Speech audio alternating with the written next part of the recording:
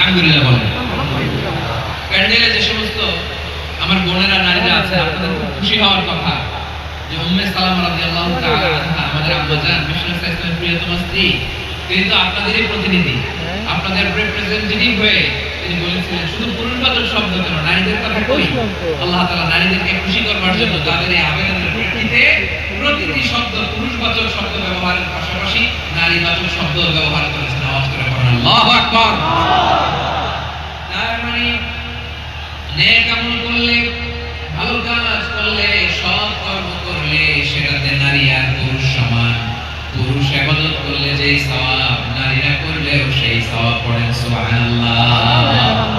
That means women has been given extra attention in this world. Subhanallah. How sensible Islam is and how lucky we are. আমরা কত lucky. নারীদের বলার সাথে সাথে তাদেরকে খুশি করার জন্য আল্লাহ পুরুষবাচক শব্দের পাশাপাশি নারীবাচক শব্দ দিয়ে একটা গোটা আয়াত নাযিল করেছেন। সুবহানাল্লাহ। তাহলে আসুন আমরা দেখি কোন 10টি বৈশিষ্ট্য আল্লাহ তাআলা এখানে উল্লেখ করেছেন যাদেরকে আল্লাহ তাআলা পছন্দ করেন।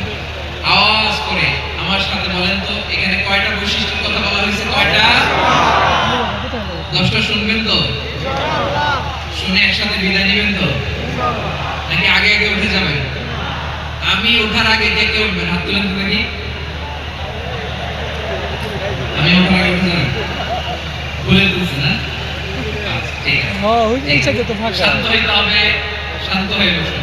আর আমার কথা শুনুন আমার প্রিয় ভাই, তাহলে যে 10টি বৈশিষ্ট্য আল্লাহ তাআলা পছন্দ করেন যে ঈমানদার বান্দাদের মধ্যে থাক, তার এক নম্বর হচ্ছে আল্লাহ তাআলা বলেছেন ইন্নাল মুসলিমিনা ওয়াল মুসলিমাতি, নিশ্চয়ই মুসলিম পুরুষ এবং নারী, নিশ্চয়ই মুসলিম পুরুষ এবং নারীকে আল্লাহ পছন্দ করেন। আমরা মুসলিমরা সবাই এখানে আওয়াজ করে বলেন আমরা মুসলিম কিনা? মুসলিমিন ওয়াল মুসলিমাত, মুসলিম পুরুষ এবং নারীকে আল্লাহ পছন্দ করেন। ইসলাম মানে হচ্ছে আত্মসমর্পণ করা, সারেন্ডার করা। ইসলাম মানে সারেন্ডার করা কার সামনে? আল্লাহর ইচ্ছার সামনে, আল্লাহর আদেশের সামনে, আল্লাহর আইনের সামনে আত্মসমর্পণের সারেন্ডারের নামই হচ্ছে ইসলাম। চিল্লায় বলেন ঠিক কিনা? কেউ যখন নিজেকে মুসলিম বলে দাবি করে তখন আল্লাহর কোন বিধান আসলে, আল্লাহর কোন আইন তার সামনে আসলে সেটা মানব কি মানব না এমন কথা বলার তার সুযোগ নাই, মানতেই তাকে হবে। আওয়াজ করে বলেন ঠিক কিনা?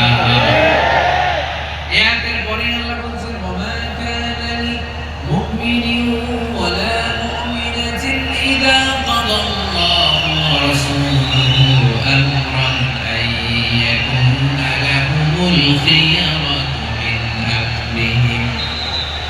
আল্লাহর পক্ষ থেকে কোন বিশ্বাসী নারী পুরুষের সামনে যখন কোন বিধান আসে, কোন আইন আসে, তখন সে আইন সে মানবে না এমন কোন অপশন তার নাই। মানলেও হবে, না মানলেও হবে, এমন কোন অপশন আছে নাকি? বলেন এমন কোন অপশন নাই। আল্লাহর আদেশ আসার সাথে সাথেই সেটার সামনে আমরা সারেন্ডার। ঠিক কিনা বলেন?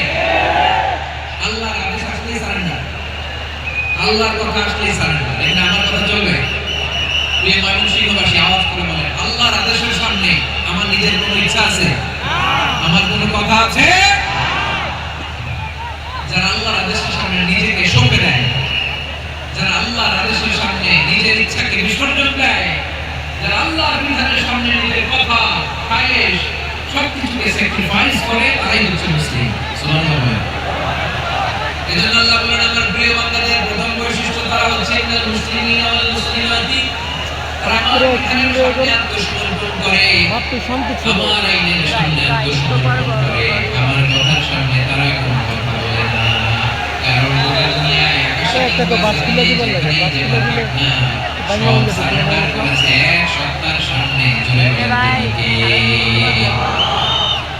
রব্বুল আলামিন বলেন ওয়ালাহু আসলামা মান ফিস সামাওয়াতি ওয়াল আরদি তাওআন ওয়া কারহা ওয়া ইলাইহি ইউরজাউন।